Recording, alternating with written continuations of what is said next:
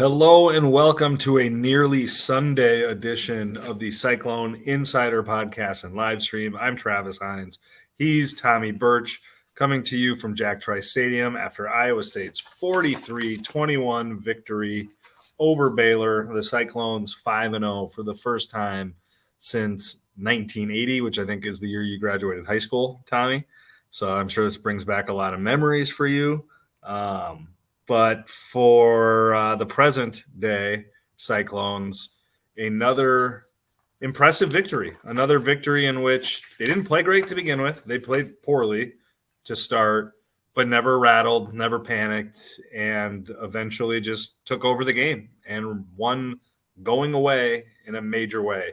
I think that's my biggest takeaway is that this team is pretty poised and keeps its cool, keeps its composure, and is 5-0, and with that playing a big part of it. Yeah, I think that's pretty impressive when you look at a couple of the victories that Iowa State's had, especially tonight, where they've kind of been, I don't want to say pushed around, but they've been hit, and they don't go down. They keep composed. I mean, it seemed like a game that, like, man, Baylor had some opportunities to really take control of it, especially at the start of the game where their first two possessions end up with, touchdowns. Iowa State settling for field goals, missed out on that opportunity on fourth down. It seemed like Iowa State could have been in a lot of trouble, but never seemed to, like you had said, and like you wrote, panic, stayed cool, calm, composed, collected, and then eventually turned on a second half surge. And then once they got going, like, man, they were pretty much impossible to stop. Yeah, I mean, the slow starts are definitely something worth talking about at some point, but man, the composure has been really impressive. I think once Iowa State figured out it was not getting any pressure defensively without Sure. help, I think that changed the game when they started bringing pressure. When John Haycock started calling blitzes, I think the defense, found another level of disruption that was missing early, and I think is a big reason why Baylor had success early on. But once you started seeing Haycock bring pressure from a lot of different places, I mean, we saw safety blitzes, we saw the linebackers blitz, Miles Purchase blitzed off the corner a couple of times. Like they made Baylor uncomfortable. And I think Baylor being able to get comfortable early is a big part of why, it was 14-3 after the first few minutes. Yeah, what's pretty wild is it was just like really quick how fast it turned for Iowa State there in the second half. Because even at the end of the first half, it seemed like Iowa State had some momentum and had an opportunity to kind of, uh, put Baylor away. I think when Rocco Beck ended up throwing that interception deep in Baylor's own territory in the end zone when I think Matt Campbell said he was just trying to throw it away and ended up getting picked off. And then Baylor came right back at him in the second half, and the third quarter actually took the lead. But I mean, once, like I said, once Iowa State got going, like, they were absolutely rolling, where they were firing on all cylinders. I think one of the most impressive thing is, man, we've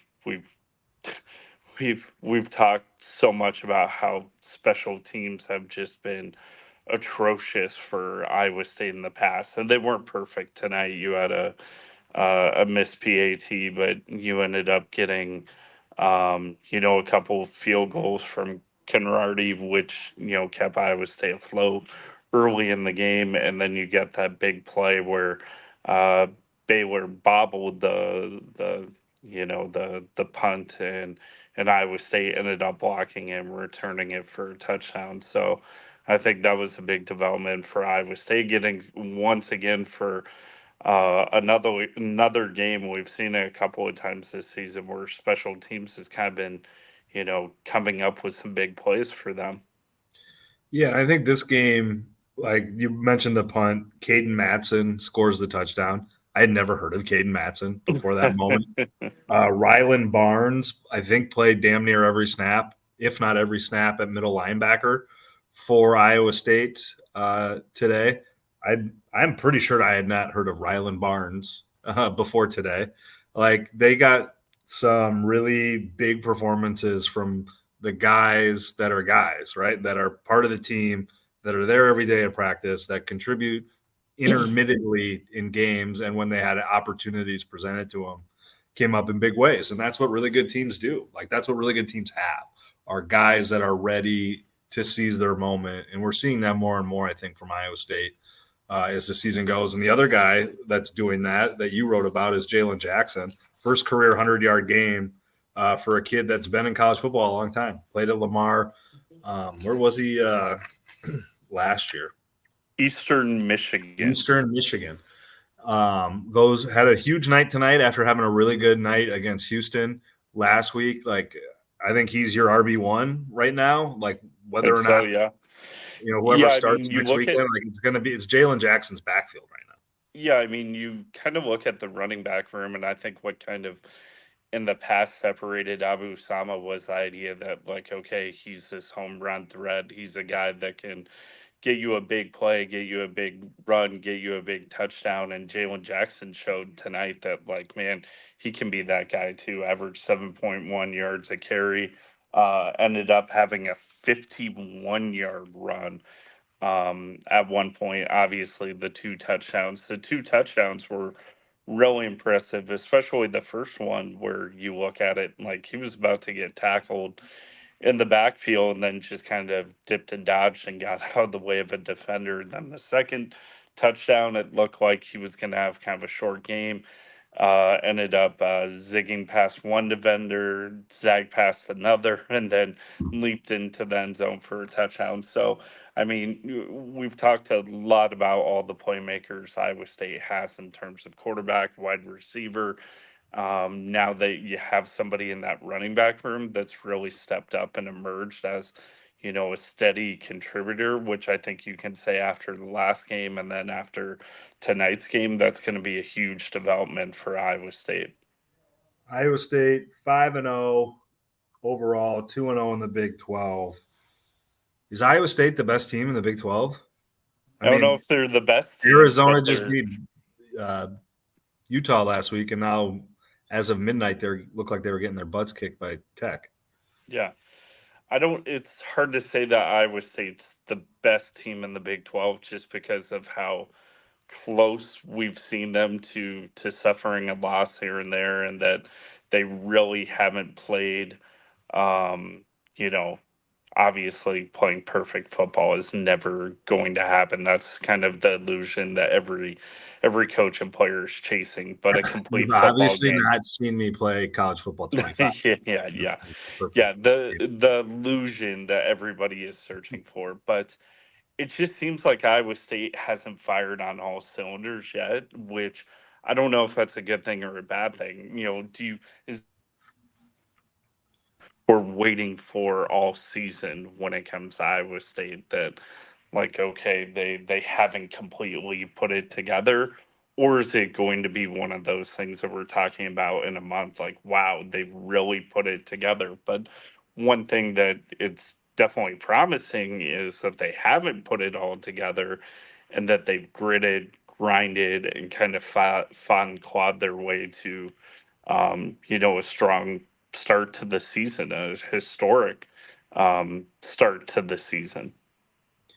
Yeah, I think it's certainly more encouraging than discouraging that they're winning these games without playing necessarily great football for 60 minutes, because I do think you can want to know that they eventually will. Yeah, I think they're building towards that. Like, I think they have gotten better week in and week out. And, like, again, they can only play the games on their schedule. And, West Virginia looks like a trickier game than maybe we thought with their big win over Oklahoma State today. Iowa State hitting the road to play at West Virginia, I think, at midnight next week. Are you going to be able to figure out your phone there? You all right? Yeah, somebody is trying to get me to let them in right now, actually. Probably somebody whose office it is would be my guess. Yeah. You're the intruder exactly. here. Yeah. So we'll wrap it up quickly. But I do think that, like, that game will be a little trickier than maybe we thought before the season. But Iowa State is moving in the right direction consistently, And I think they're playing pretty high-level football. Like the defense after those first 2 drives and then the first drive of the second half, after that, Baylor goes down, scores the first drive of the second half. John Haycock read his defense the absolute riot act on the sideline, lit into them. And then we saw Iowa State's defense operate at a really high level after that. And so I think, again, there's these levels that I think we've seen them hit intermittently.